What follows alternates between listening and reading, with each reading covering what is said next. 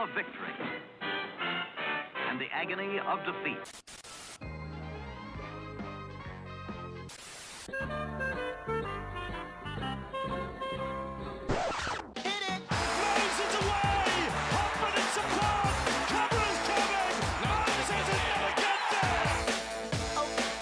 Madison, great ball around the corner, Preseason, he beats them all!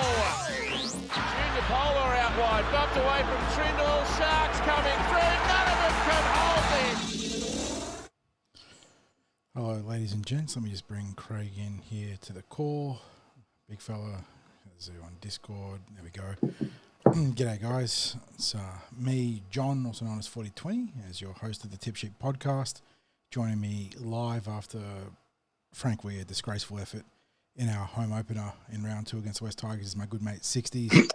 Big fella, it's been a long day. We were there in the pre-game, had a wonderful chat with Dean Witters. We were hoping to manifest a vastly improved result on the paddock based on what we saw against Melbourne Storm the week before. And I'll tell you what, the Eels, they look like a team that hasn't trained. Just absolutely diabolical. The little soundbite in the intro of the tip sheet, the thrill of victory and the agony of defeat, it's more like the apathy of defeat right now because it is not good. No, there was so much promise at the start of the day, John. We were in there, Parramatta Leagues, our great sponsor and the home of the Eels, and we were joined by Greg from Star Partners as well. He came in and had a drink and a chat with us before we went live, before we appeared with Dean Witters, and as you said, brilliant guest, and well worth a listen if you haven't had a chance to listen to Dean. But John, I'm almost lost for words because I'm struggling to find any positives out of what we saw today. The only positives, and we can talk a little bit more at length in a minute, but the reality is, if you're not talking about one of the young guys that's actually busting the gut out there, and maybe a handful of players, I know that there was a stupid escort at the end that sort of derailed some of the luster in his game, but I thought, Sean Russell tried.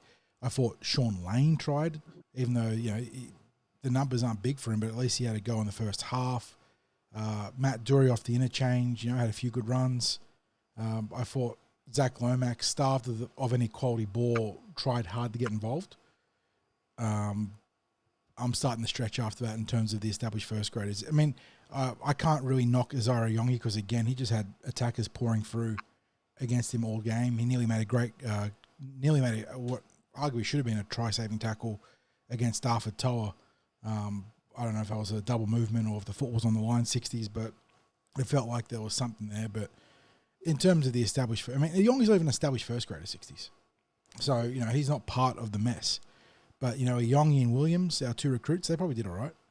But beyond that, if it's not one of the young guys you're talking about, if it's not Jordan Samrani on debut going for nearly 200 metres on the ground and breaking 8 tackles and putting his hand up and actually having a go, if it's not Riley Smith or Sam Tuivasa who, again, are actually putting their hands up and having a go, and Gideon Katonga, I thought was actually okay, coming off the bench. But if it's not one of them, what are you talking about in this game? John, let's be straight up honest about what we've seen in the last 2 weeks. And people know that I'm not one for tearing down individuals. I didn't appreciate the booing that happened for Dylan Brown before the game. You can think what you want about him leaving, but he's going out on the field wearing an Eels jersey, and to boo him as he takes the field, I'm sorry, I can't cop that. I'm highly disappointed in him going as well. You and I have been documenting his progress from the age of 15, watching all the, his progress through junior reps all the way through. I'm not about to turn around and boo him. I will take him to task today, as we took him to task last week. We said last week was probably his worst performance in an Eels jersey, and I don't back away from that at all. But here's what we've seen in the first 2 weeks, John. Last week we saw the team not turn up in that first half in terms of they had no effort or minimal effort, minimal intent. Let the Storm just stroll through the ruck, just stroll through. There was no attempt to slow up the ruck. There was no collision in the contact whatsoever. I mean, it was a first half that you should not see in the first half of the first game of the season. And we gave them a partial pass mark in the second half for finding something. We don't talk about winning a second half if you're behind that far on the scoreboard. That is why I was leery to even bring up in the instant reaction there about the improved effort in the second half, because the reality is it doesn't mean anything.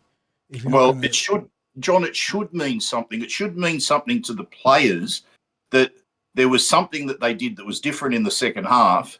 They got something better. No winning second halves. As I said to you, that's rubbish.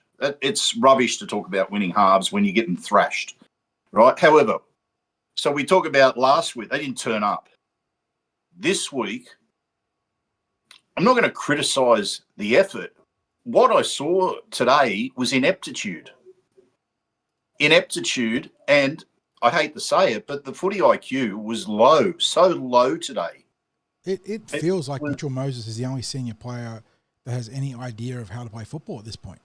Like you look at what we saw there, and there were no kicks to Zach Lomax inside the attacking 50.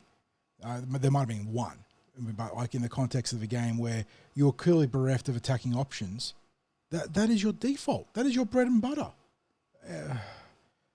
Yeah. So we didn't see any. I mean, look, people have. I've been getting flooded with messages, basically asking, was I bullshitting about what I saw in pre-season? The right? Expected fallout that come from it, and again, you can only report on what you see. And the thing is, right? People saw themselves that turned up to open training sessions. So I wasn't making, like there's a lot of people that turn up to those open training sessions who never read a word of CCT. Probably don't know that we exist. It's a shame they don't, but there are real supporters that don't know of the Cumberland Throw, right? So there are people there who turned up, watched the open training session because they were Eels stage events. They saw what I was seeing. But look, even beyond that, you look at that first trial. It's trial matches, okay. It's trial matches, yes.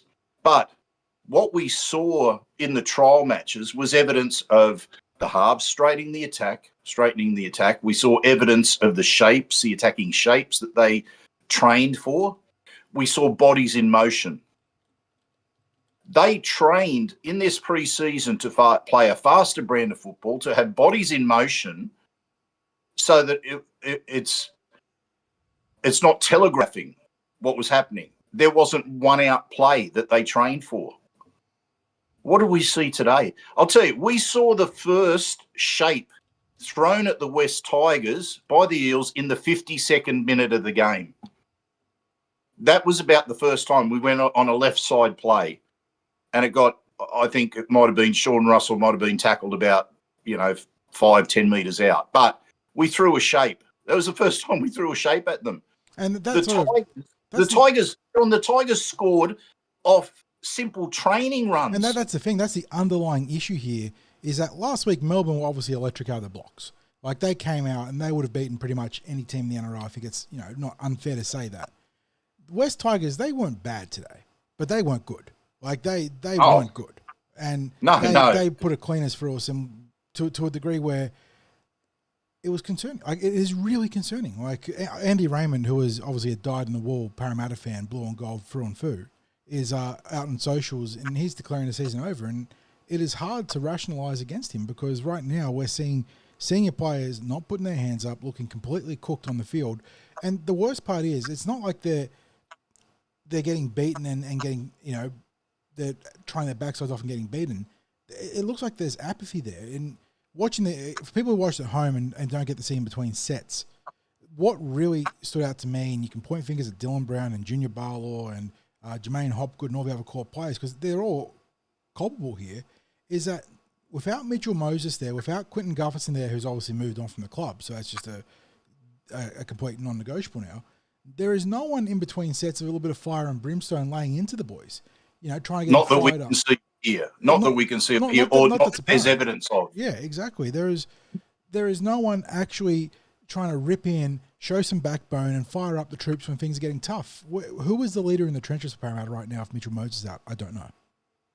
No, and look, therein lies the concern, and this is what I was talking about as well with the football IQ, because, and this is where I'm going to be critical of Dylan Brown.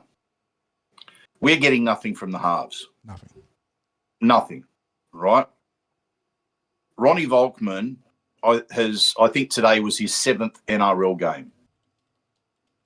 If you are expecting a player who had to sit out last season because of injury and had only played 5 first-grade games before he came to the Eels, if you're expecting him to come in and be Mitch Moses and play with the authority of Mitch Moses, when the Eels recruited Ronnie as a 5'8", not as a halfback, so we can't expect that from him.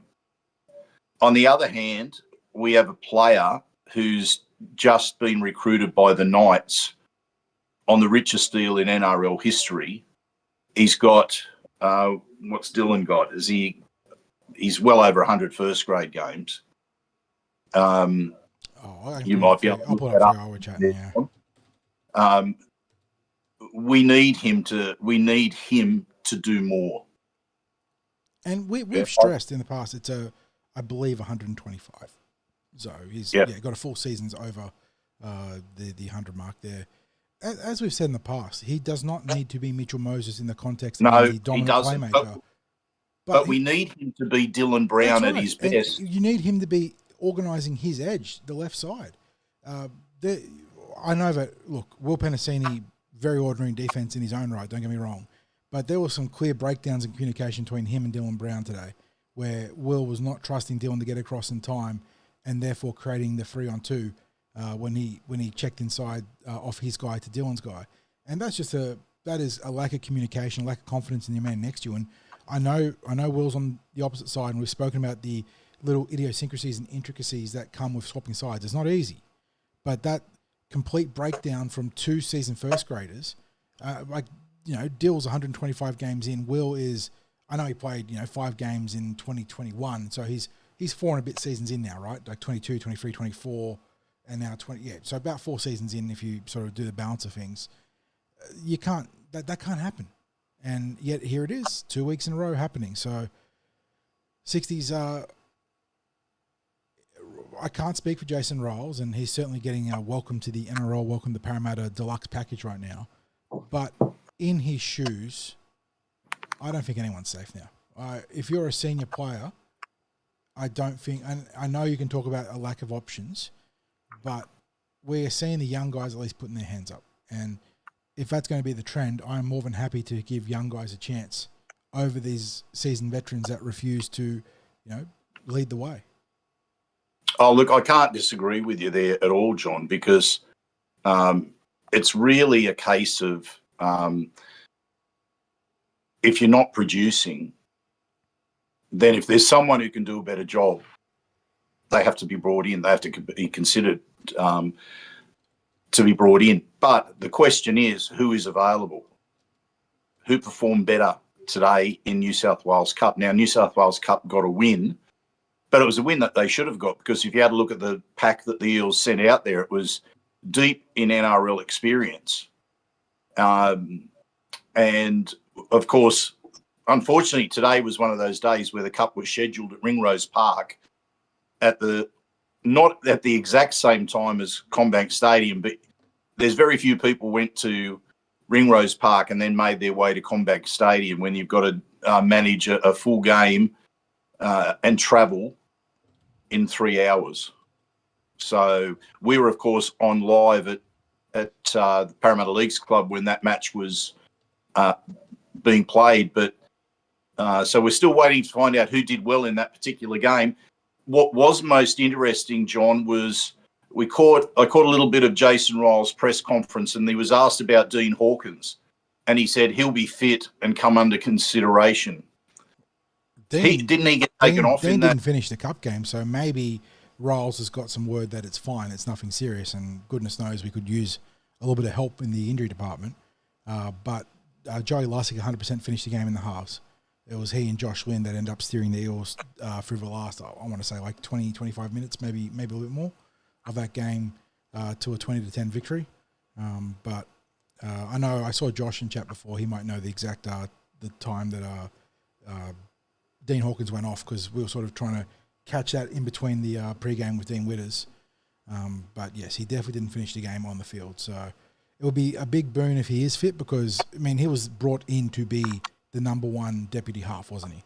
Yeah, he was the guy that was coming in as the seasoned New South Wales Cup Player of the Year, I believe, in years gone by, to be the guy that steps up in the absence of either Dylan or Moses. And this isn't to write Ronnie Volkman off. He's got plenty of time to cook down in the reserve grades, but I do think the experience of Dean Hawkins will help. I don't think it certainly doesn't. You're still paping over cracks, though, aren't you, 60s?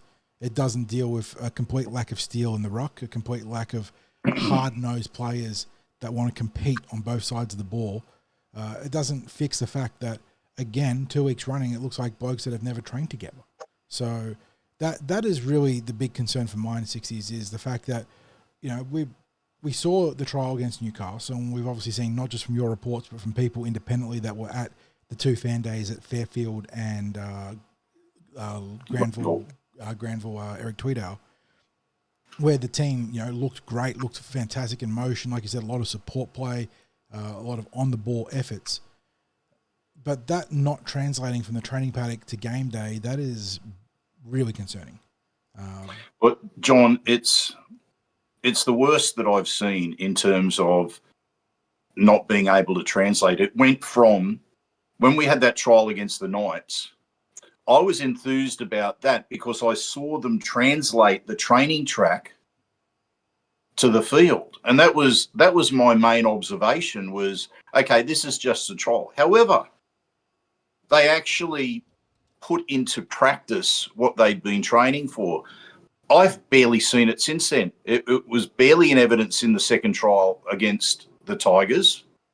And now we're seeing this follow-up game against the Tigers where, in all honesty, there were elements of today's game which were worse than that Melbourne game. And the reason being, John, that I spoke before about there was a marked improvement in effort in the second half against the Storm. But not only that, we threw the shape at them to score tries, 2 second-half tries, and should have been a third except for the intercept. During today's game, I couldn't see where a try was coming from. And, in fact, it took to the last minute of the game for that try to eventuate. I mean, as you said, we were like strangers. And John, the other thing is too, and you referenced this, about how poor the Tigers were. The Tigers were beyond atrocious in the first 25 minutes. Like any other team, any other team of merit would have torn the Tigers to pieces in that first 25 minutes. We were given opportunity after opportunity after opportunity and looked like we had no idea of what to throw at them in attack. The halves weren't straightening the play. We were just going across field, back and forth, right? There was the second phase play that we attempted was almost ludicrous. It brought about the errors early on. It was, as I said, John, I'm almost lost for words because last week we looked like, as you said, like people who had just met before the game, and we looked that way in defence last week. Today, we look like that way in attack. Yeah, look, our defence was just bad. Lateral passing. There was no... The only forwards that came on and actually straightened the attack were Matt Doorey and Sam Tuivasa when they came on in the second half. Yes. Prior to that, it was all sideways football, offloading, forcing passes. That first 25-minute passage you were alluding to where the Tigers were very ordinary and turned the ball over, the amount of times we failed to get to a kick inside the red zone, I think we got to one kick and it was a little shallow chip kick by Volkman, which didn't really achieve anything. It was so frustrating though. Like we tried to bring Lomax to the left edge and he forced an offload to Will Penasini, who lost it. Sean Lane forced an offload and it was lost by, I don't know if it was Jack Williams or someone. It was on the ground. I think it was Brendan Hands on the ground. Hands, yeah. It was so discombobulated and so telling that there was no forward that wanted to put their hand up and say, give me the bloody ball. I'm going to run through some idiot through the middle. I'm going to give you a fast ruck and we can go left or right from there. No one wanted to put their hand up. Not Junior, not Joe, not Hopgood, none of them. And it doesn't make a difference if Mitchell Moses and Nathan Cleary are halves. They're going to struggle off the back of that platform when none of your big men are putting their hand up to say, let me lead the way. Yeah, but here's that other point as well, John, because I'm struggling to find, even without that platform, the Tigers kept inviting us in. They did. And we were not getting it from the halves. We were not getting anything at all from the halves either. And it was a mixture of frustration watching it and, I hate to say it, boredom. Oh, yeah. I mean, that was the overwhelming response from people around us in the stands was, this is there was some calls about it being the worst game I've ever seen. We have seen worse Parramatta games. Trust me on that one. This was a stinker, but we've seen worse. But the overwhelming feeling was boredom and apathy. That is arguable. It goes back to like a general thought in life, isn't it? That you'd rather elicit a negative reaction, obviously a positive reaction first, but a negative reaction than one of apathy, because when fans start getting apathetic, it's when they start checking out. And that there was overwhelmingly a response of boredom from the stands, 100% 60s. There was no feeling that the Eels were going to score at any point. Obviously, at the end, they managed to, off the back of that 20-metre restart with that break down the right and then the swing down the left. But there was no ever a feeling of we were going to throw something at the Tigers that would make them have to do anything in defence. So, and again, you got guys like Adokar and Simonson coming back in the next fortnight. You got Mitchell Moses, knock on wood, back round 6 or 7 because God knows we need him. And they certainly improve the team. And they will give the Eels some better direction, obviously, with Mitchell Moses and a bit more strike in the back line, although guys like Sam Riney, doing a great job there, so no fault of the young man there on debut. But it does not fix the core issue of a lack of, and people used to shit on Brad Arthur for saying chasing the contact and, those rugby league truisms, but God, we need to start chasing the contact 60s. Like, who in the forward pack is going to put their hand up? Who wants to actually play with a bit of fire and brimstone, a bit of, anger, a bit of passion? Because I don't see anyone among our seasoned players, our experienced NRL forwards, that wants to do it right now. I don't, again, I'm going to come back to it. I am seeing minimal evidence of what we worked towards in the preseason in these games. Minimal evidence. And the thing is, they trained well this week as also. And I saw, Jeff, we saw Jeff after the game. And Jeff's, for people obviously would know, Jeff's another Eels supporter who is there with me at training on a regular basis. And his first comment was, this is so far away from how they've prepared. It's not funny. Like, it's just, we honestly are seeing no evidence. Like, there is nothing in their execution that I can say I saw them prepared to do that.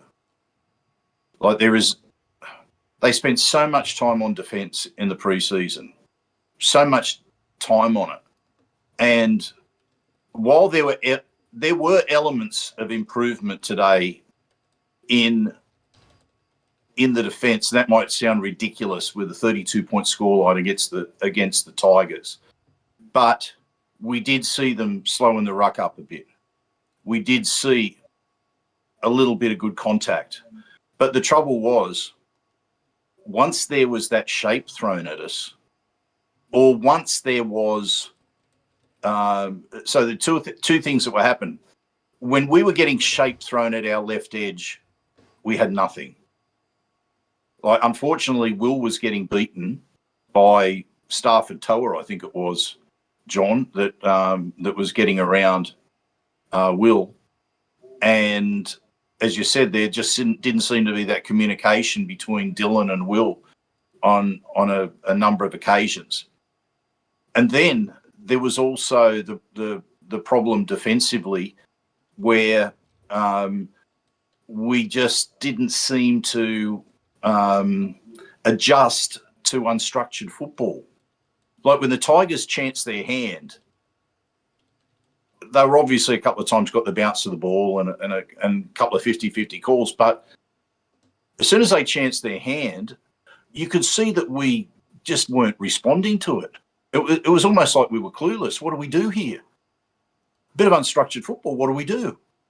Now, the trouble is we were seeing that towards the end of last season, right, when we had those big leads, because what we saw from teams was they were having to play catch-up football against us. And guess what? The catch-up football worked because the Eels couldn't handle a bit of unstructured football being thrown at them.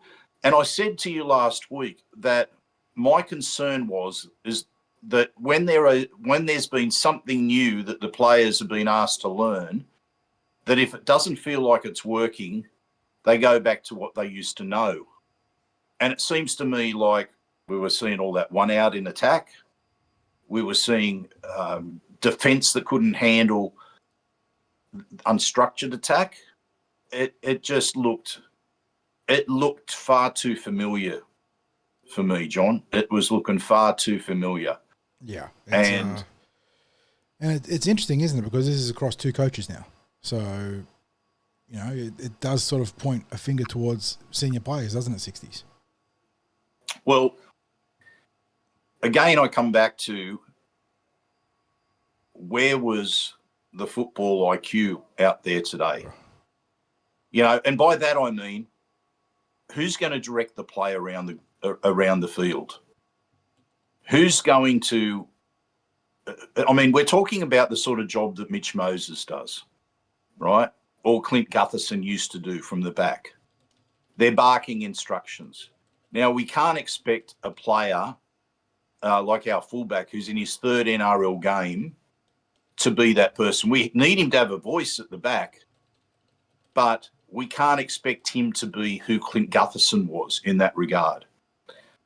Likewise, as I said, Ronald Volkman. He's in like his 6th or 7th game, whatever it is, of NRL. You can't expect him to be the senior half. So, Dylan, that's what you have to be, mate. You don't have to be Mitch Moses, but you do have to be a senior playmaker. You don't have to do all the things that Mitch Moses did, but you do have to have an element of leadership. And you do have to give us your best football. And last week we said it was Dylan's worst game, and this isn't a Dylan pile-on in any way, right? But last week he probably produced his worst game of football. But you give that a little bit of a latitude because of everything that went on. That's behind. Time to get down to business. It wasn't as bad as last week, but it wasn't, you'd have to say it wasn't a first-grade effort. Yeah, I agree. And when we need the best version of Dylan Brown badly at the moment. If we haven't got Mitch Moses, we need him to be as much of a support to Ronald Volkman as possible. We cannot be asking Ronald Volkman to be the senior playmaker. He can play the role of a halfback, but there has to be a stronger voice that's an experienced voice. And even if it's not Dylan's natural game, we need a bit more from him. We need a lot more. Let's be honest. So, but please, supporters out there, enough of the booing of Dylan Brown. Like, really, we went through this for different reasons, like the booing of Jake Arthur and to a lesser degree Reid Marnie. Even when he was at the club, there were people that used to give him a hard time. We don't need this of our players. We're all upset and angry with what we saw today. We really are. Like everyone's entitled to feel that way. Everyone's entitled to feel aggrieved that we're at the second game of the season and it's hard to find reason to have positivity right now after just 2 games. That was our first home game of the season, and we lost 32-6. And it was honestly to it a was very shutout. ordinary West Tigers side. It took a 78th minute try, and I know we had a couple taken off us that you could argue, well, no, Dylan Brown definitely threw a forward pass, but they missed it, and they found a loophole to take it away from us because by Isaiah Yongi pushing up in support. But here's my question to you, 60s. Andy Raymond has obviously said that the season's over. It's time to look to the future. How many games do we now put as a line for Jason Riles? Not for job security for Jason Riles. This is a different question. For Jason Riles and the Eels to show that they have something worth playing for this year before you start bringing up that dreaded R word and start talking about a proper rebuild. I think there's rebuild being said in hushed tones anyway. I think plenty of people, plenty of supporters are already saying it, John. That's the tough thing. I hate it. I hate even if it's a harsh reality. I hate it. And the reason I hate it is I hate going into a season without any level of hope. I just refuse to accept a season where you go, oh, we have to expect we're going to have a pretty horrible season because blah, blah, blah, blah, blah. I pay hard-earned money for a season ticket, for membership. You and I, like a lot of fans, dedicate a lot of time in our support. Having this website takes a lot of time. I've been a supporter I'm 64, as I've said before, and it's a long time, it's a lifetime supporting the club. I would find it an insult to be in a situation where the club sort of says, well, look, this is a rebuild at the moment. Even if it is actually a rebuild, I just cannot accept taking a whole season and writing it off. Even if you compartmentalize it and say we're going to grow with this, we're going to grow with that, we're going to work towards it. I mean, I thought I was being realistic with my expectations this year, John. I gave this broad stretch of where I thought the Eels might finish, anywhere between 6th and 12th. Yeah, I'd take 12th right now, John. We were pretty consistent in saying that we felt it was an open field after Melbourne and Penrith, but that the Eels realistically were looking at somewhere between 6 to 10, 6 to 12, if they figured things out. But like you said, right now you'd be begging for 12th the way we're going, because right now you're sort of looking to where the Eels can find a win at all the way they're playing. Well, I was struggling to think where they're going to find a try today, let alone a victory. Find a try against a West Tigers team that missed 61 tackles last week. How many tackles did they miss today, John, the Tigers? We haven't even thought about team stats, which is probably a damning indictment of where our team is in general. The Tigers, both teams broke a fair few tackles. There's going to be some missed tackles on both sides. Believe it or not, again, this comes back to the idea of are you in a position to even make a tackle? The Eels missed 42 today. The Tigers missed 34. And the Tigers had +6 on the ineffective tackles, 19. The Parramatta's 13. So the Eels... So really, when you're combining missed tackles and ineffective tackles, they were close. They weren't far off being on par. And that matches that eye test of the Tigers really not being that impressive. I mean, on the scoreboard, it looks good. But we were defeated by a very ordinary team today, who we played into, not form, we played them into confidence today.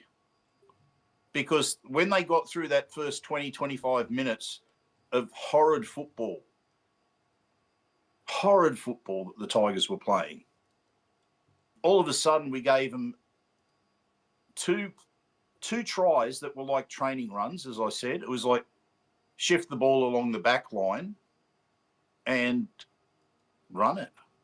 And they scored 2 tries off those sort of plays. And then that try from the kick.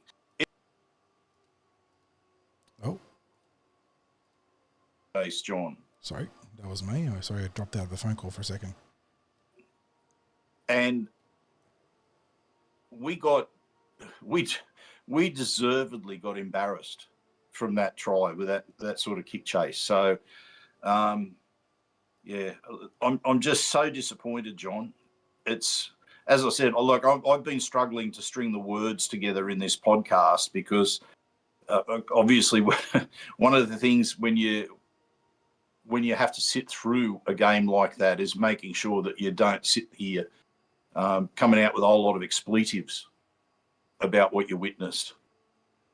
So here's a challenge for us right now, mate. Something positive. What positives can be taken out of that? When we spoke to Dean Witters today in our live appearance at Parramatta Leagues Club, Dean had an interesting take on that first round. And he said, if you're going to have a game against the Storm in a first round and you're going to get beaten, which every team seems to get beaten, every year people are getting beaten in the first round against the Storm, you may as well have a shellacking like that as like the reality check of where you're at. And it can actually do you some good to get a wake-up call and have some weaknesses exposed by the Storm that you can work on. Well, I think we went way beyond that today. Yeah, they're still I think sleepwalking. we need the psychological damage today. So Jason Riles in his press conference spoke about individually he can find some positives with the team. He said, there's a lot of work that they've got to do with the team, with them as a group, with certain individuals, with edge defence. But he also has some positives that are there. So, John, what are the positives that you just give me one? I need one, John. Just one. Very clearly, and not to say they all had outstanding games, but it is clear that the young guys that they brought in this preseason that did a great job training through the NRL preseason, they're at least hungry. Jordan Samrani today on debut, and I know he probably could have passed a couple of times to turn a half break into a proper line break, but he got through nearly 200 metres, 60s. 15 carries, 196 metres, 8 tackle busts, a lot of work defensively as well. And obviously him and Zach Lomax were swapping places in defence with Zach going back for the high balls, which Lomax did a great job diffusing. But Jordan Samrani was a guy that looked like he physically belonged out there. He was a guy that looked like he wanted to get through some ugly, tough work for the Parramatta Eels. And if you had another, 3, 4, 5, 6 of those guys in the pack, doing the ruck work, the ugly stuff, then maybe the Eels would have been in this contest. But beyond that, I know he had a drop ball and a crash line inside the red zone, but I thought Jack Williams actually showed a bit of guts again.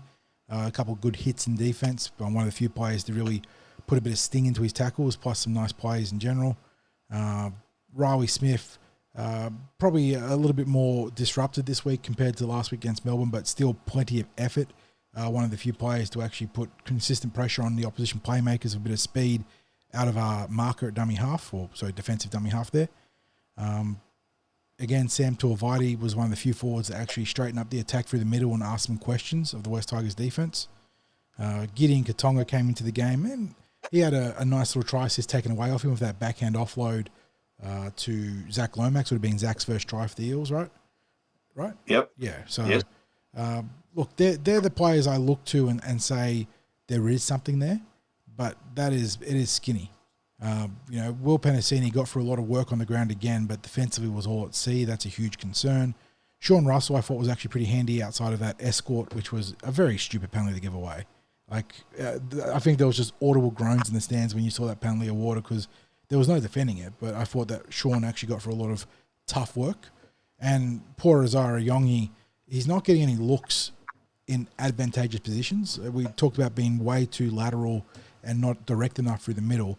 Well, the biggest loser there is Azara Yongi because he has no opportunity to use his speed to create overlaps or line breaks because the defense is just, fanning out and just going man-to-man easily because the Eels aren't asking questions on the interior, generating time, pressure, tempo out wide.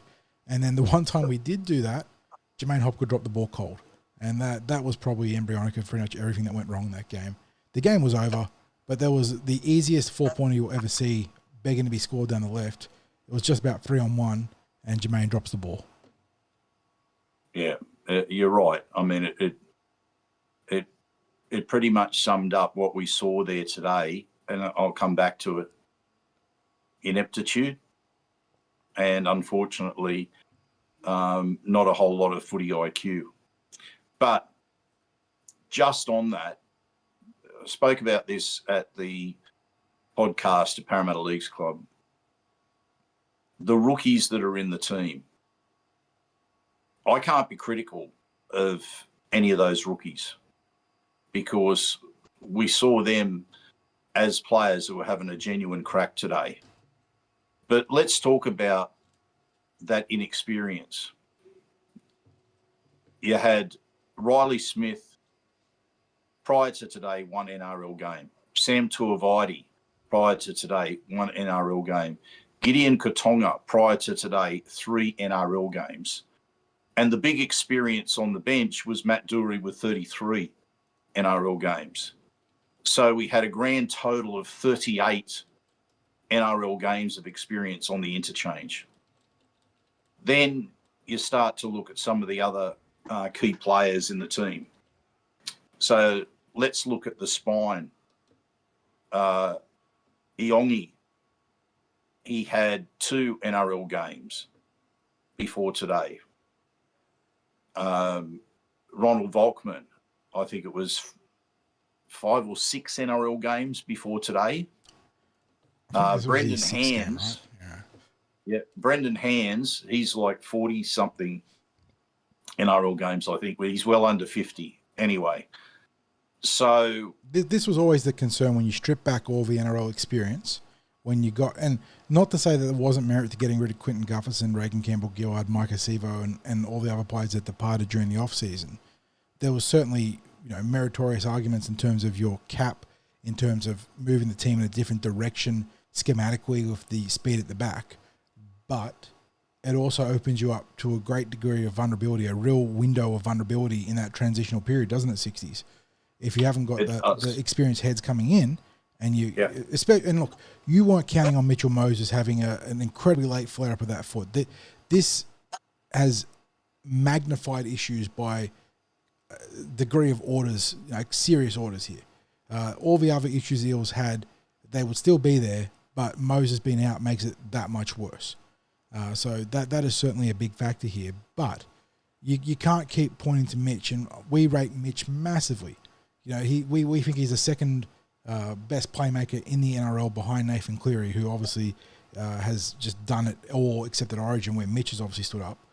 But you can't keep pointing back to Mitch saying, when he comes back, things will be better, because that is how you start sitting on your laurels and start, putting undue expectation on Moses. And he is a player that we have plenty of expectation for. He is paid to win games and carry this team, but he's going to come back and he can't do it by himself. He's going to need multiple players in that, cadre of core, experienced NRL first graders I have to find something. And I don't know if they can, because this has been a bit of a trend now across a few years, and people were ripping the Brad Arthur about it, about not getting the most out of the roster or taking the roster the wrong direction.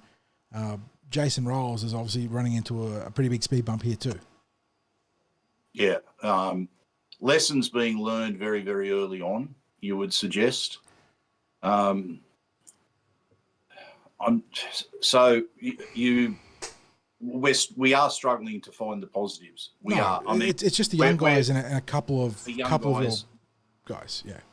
Yeah. Yeah. So definitely those young guys, they're going to be better for this. But how long should we be subjecting them to performances like this where they're not supported? Because it's a tough question. That's the difficulty with this, because I don't know how much you learn. Like they're obviously going to be better for any NRL experience, but I don't know that it's all good learning when the results are like the last 2 weeks, because there is no. I can't take anything positive out of today.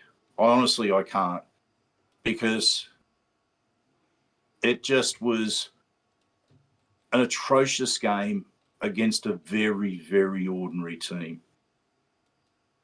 A very, very ordinary team. Very ordinary team that had a bit of confidence and gave their fans something to cheer about when they were throwing the ball around.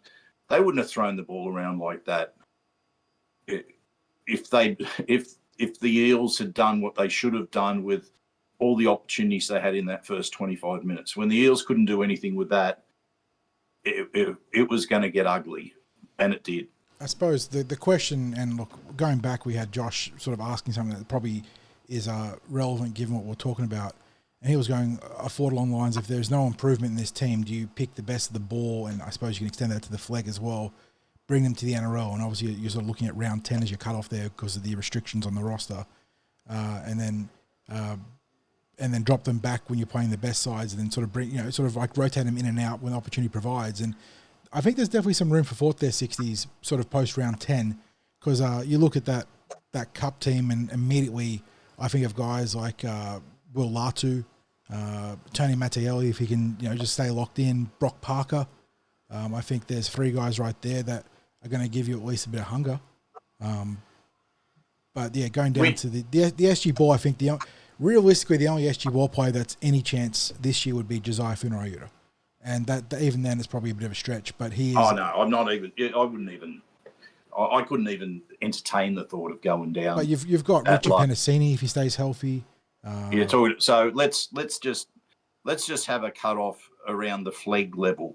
So we're looking at New South Wales Cup and flag, and the reason we could possibly look at flag is that there are a number of players in the flag team who did a full NRL preseason, and you would maybe consider players who did a full NRL preseason, but you'd have to look at promoting them to New South Wales Cup and getting a lot of experience at New South Wales Cup. I don't want to throw caution to the wind like haphazardly. The thing is, John, we just saw the Roosters turn an atrocious game last week around in a week, and they did it because the young players that were there performed really, really well, but they were ably supported by some of those senior players who came up with key plays at the right time. Tedesco played out of his tree. You had Tupu, who came up with big plays, including that big tackle right at the end. When we had to make big plays, they weren't happening. They just weren't happening. We need the senior players to find the best versions of themselves. We can't go just throwing out a whole lot of. I mean, you actually can't for a start. But the worst thing that could happen for these players the young players is for a whole lot of them to be out there together, because the NRL is a brutal game, and I don't think that it would benefit them in any way to be learning without what should be older, wiser heads around them. And, I guess I'm almost begging the senior players, can you find something? They didn't do it for their last coach, though, and they're not doing it for a new coach. That's true. So, John, how are we going with have we had much feedback from our live viewers? Yeah, we've had a lot of very valid criticism of various players and the team. I think there's been some suggestions of bringing certain senior players. There was some talk about guys like Cartwright, Madison, and we're removing options. They'll certainly be under consideration. 60s. Riles is going to be looking. I couldn't talk to him without seeing the tape. Yeah, and New South Wales Cup. I know Madison played big minutes today in pretty testing conditions, so he's certainly got a workload under his belt there, which will probably help him in a pursuit of getting back in the first grade. I'm just trying to look. We're looking at players that were positives.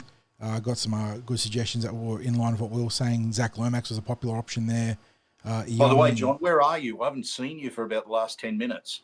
Oh, hang on. Let me put you back on. I jumped at the call by accident because of the way I'm set up. I clicked hang up phone call, so that's why you didn't see me. You should be able to see me now. Okay.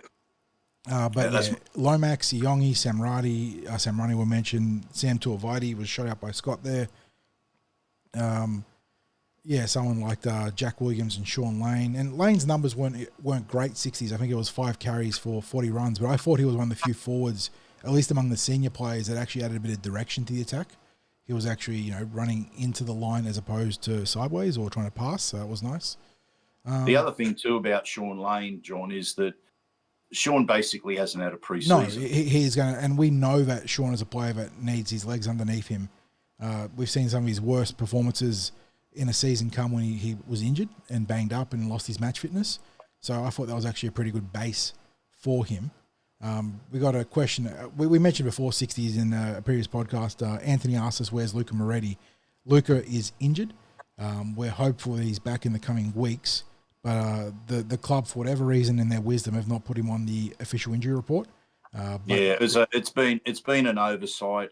He will be included in the next injury report. But I can't say, what. Yeah, but there is nothing sinister there. He is unfortunately injured and probably due back in a little bit. I would not be expecting him to feature in the next team sheet.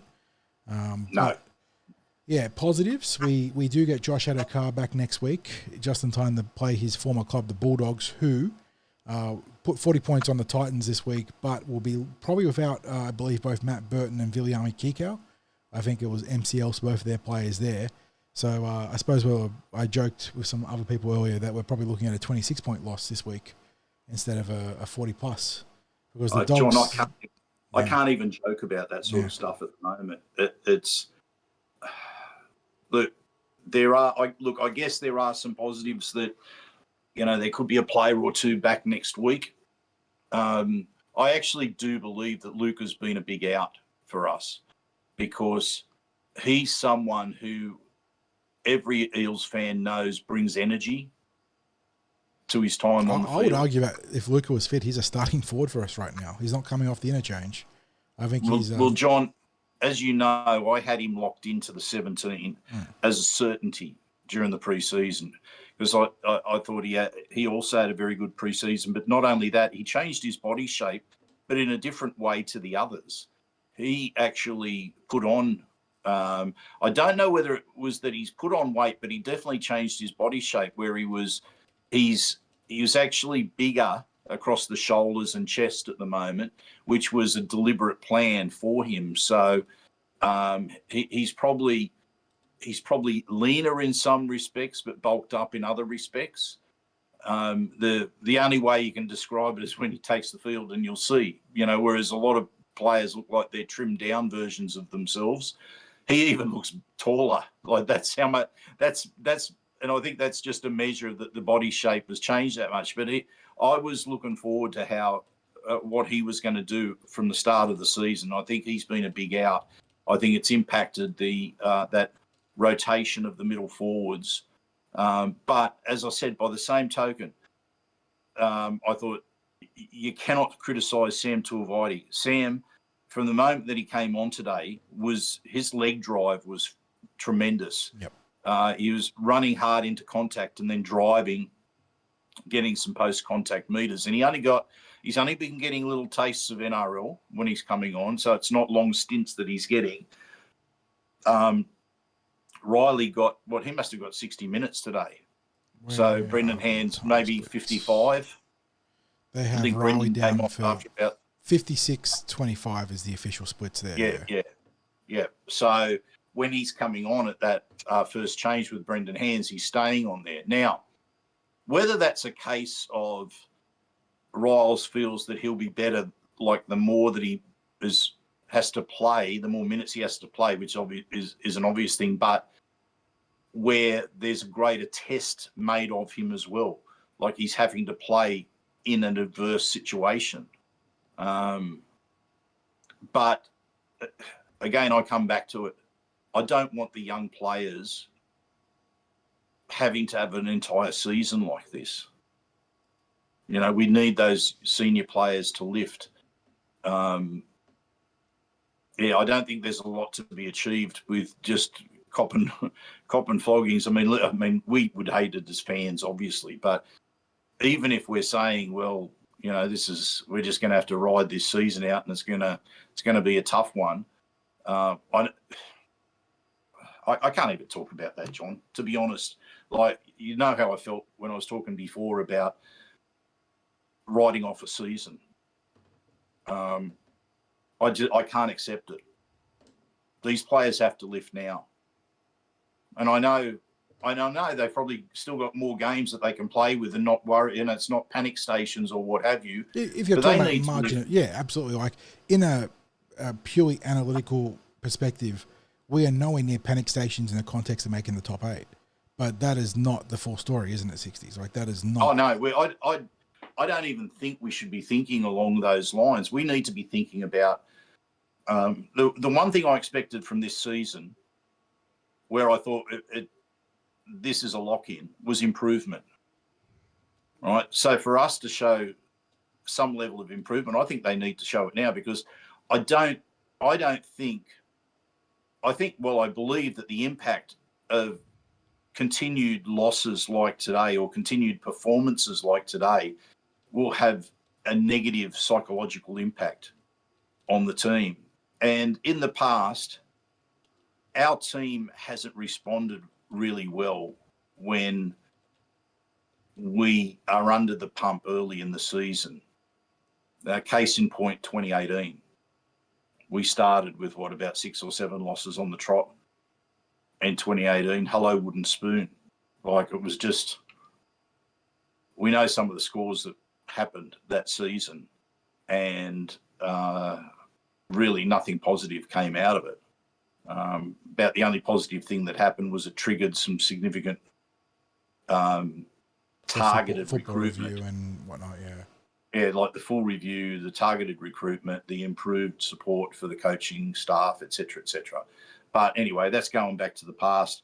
John, I don't know there's too much more that we can say that is really going to change what we've tried to express in this instant reaction. I apologise for rambling as much as I have, people. I really do. It's been a challenge to try to put thoughts together after that, because, look, I probably would have loved to have just sat and had a drink with a few mates after the game and tried to digest, analyse over a beer or two exactly what went down. But we commit to this, John.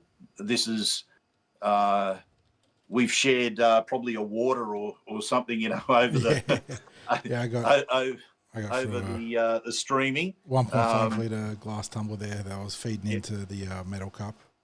Yes, but again, as I said, apologies for rambling a bit too much. We've got to jump back on this week coming.